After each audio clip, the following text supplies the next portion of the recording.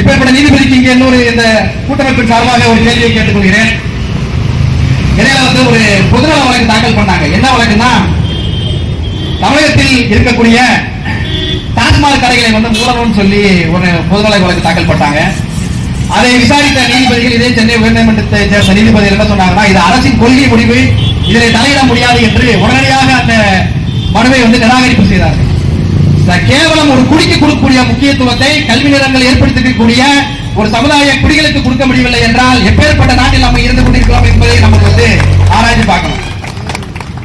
உங்களுடைய இந்த உத்தரவுகள் வந்து பெண்ணியத்திற்கு எதிராக, பெண் பிள்ளைகளை கொடுமைப்படுத்துகின்ற கைகளுக்கு எதிராக இருக்கலாம், போதை ஒழிப்பிற்கு எதிராக இருக்கலாம், மது ஒழிப்பிற்கு எதிராக இருக்கலாம்.